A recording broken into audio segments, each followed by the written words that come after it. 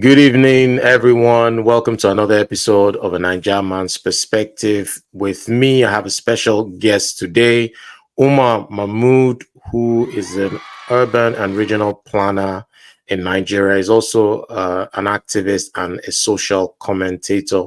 First and foremost, I want to thank you, Umar, for joining me today.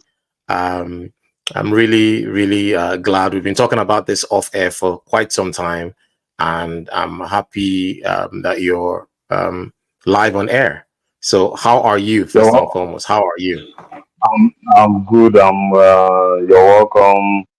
Um, it's been quite a while that we've seen each other. And viewers, good afternoon. This is afternoon here in Nigeria right now. Fantastic. If you're new to my channel, please give this video a like, and we'll just get straight into it. So, Umar, how Yeah. would you describe the current state of the nation in Nigeria? Right now, Nigeria is on auto destruct. Hmm. Hmm. Yes. Why am I saying this? The foundations.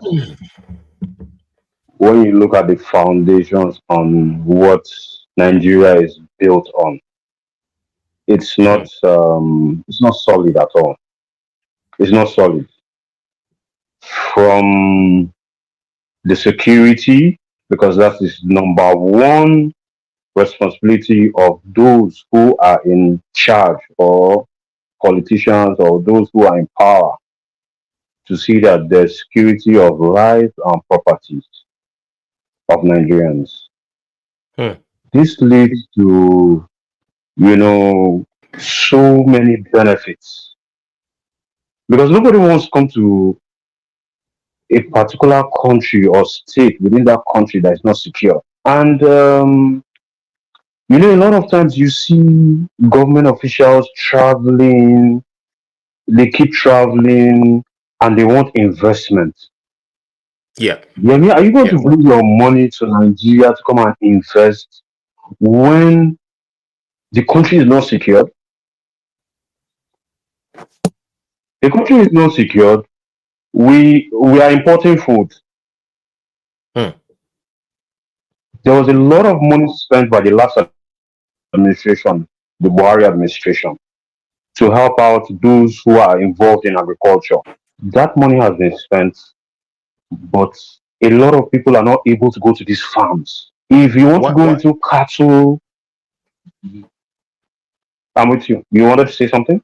No, I was going to ask you, why can't they get to the farms? People can't get to these farms because of the banditry that is going on in the north, and some the kidnapping Hmm. that is going on practically, in the north and in part of the south, and maybe south part of the southwest, because it has become a big business, Hmm. you know.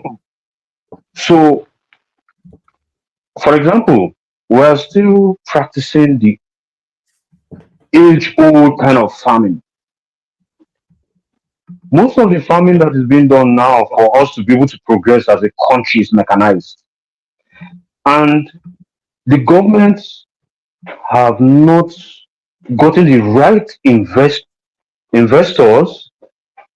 have not, brought in the right machineries to encourage those, at least big farmers that are farming. Okay, you're farming. Okay, the government can go and say, okay, you know what? Since you're doing this, why don't we encourage you this so kind of mechanized farming techniques? We have what do they call it?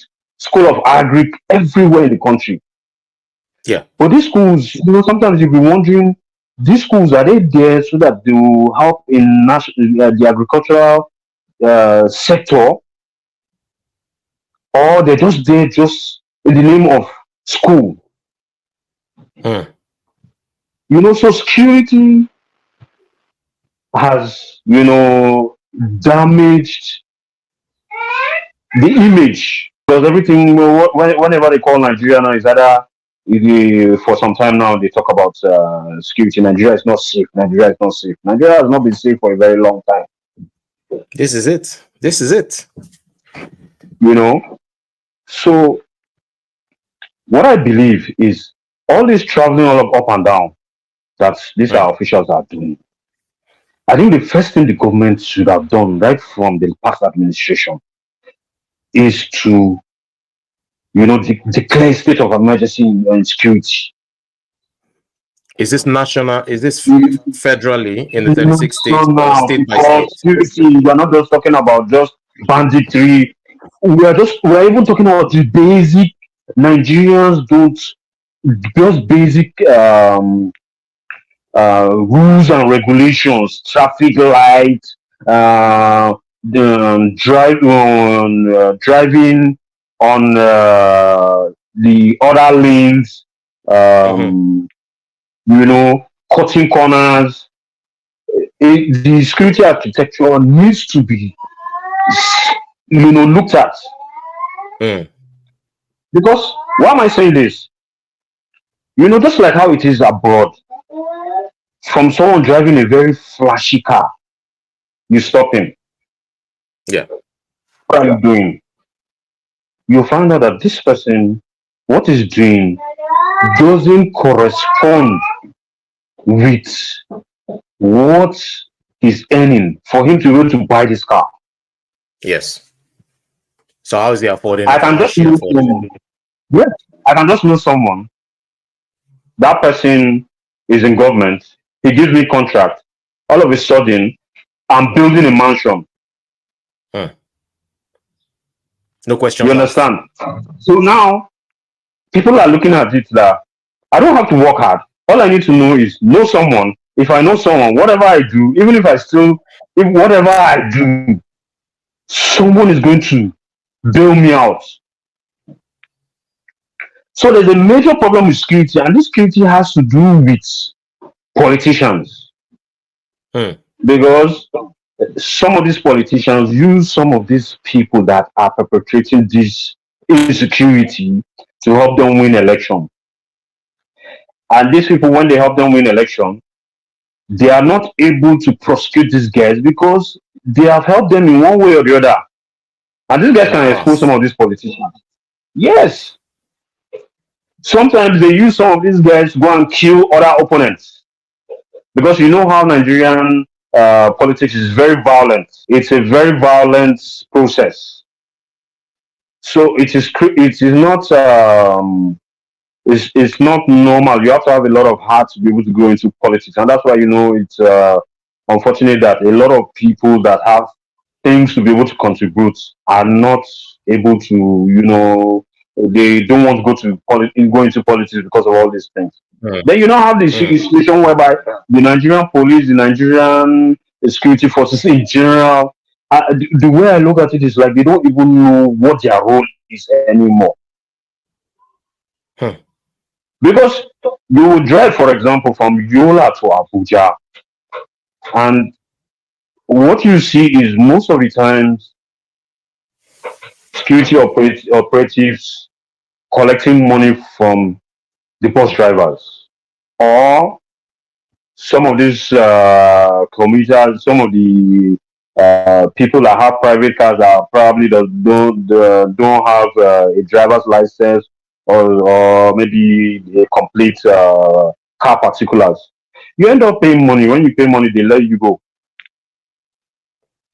So these guys, we cannot fully blame them because they are not well taken care of. They are not the all the necessary things that they are supposed to have, the training, the equipment, and all the necessary training is not properly It's lacking. given to them. Hmm. Yes, Hmm. So without this sorting the issue of security, this is what is leading to, you see, okay, every time you hear they go to a school, they kidnap students and they take these students away. Some of these schools are even within the town. So if there's security, like the you Chibok don't hear of situation and yes, so like many the other people situations. in Karakara where the president was in Katsina. Hmm. President Buhari, former President Buhari, was in Katsina Hmm. at that time. It was just some kilometers away from him. Kidnappers came, carried a couple of girls or students, went with these girls. And the funny thing is, whatever happens, you don't have security agencies updating you. Hmm. Nobody is updating you. This is what has happened, and we have our team. They are tracking They're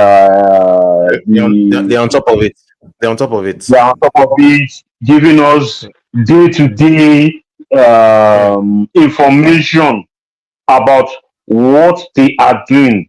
All you hear is after some time, you don't hear of this case anymore. Yeah, After just some dies down. time, you don't hear of any.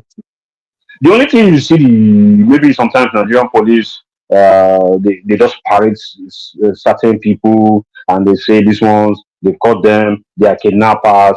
They start asking them questions. I don't even understand what they are doing because when you catch, you're supposed to take to the court so that they will prosecute them. And when they prosecute them, give them jail term. And this thing should be so fast in such a way that people will see that they are prosecuting these people that are perpetrating any unlawful activities. But every time you either hear these people are being released, these people are being negotiated with. You Hmm. understand what I'm saying? They are negotiating with them. You hear people saying, "Go and negotiate with them." They are paying ransom. You know,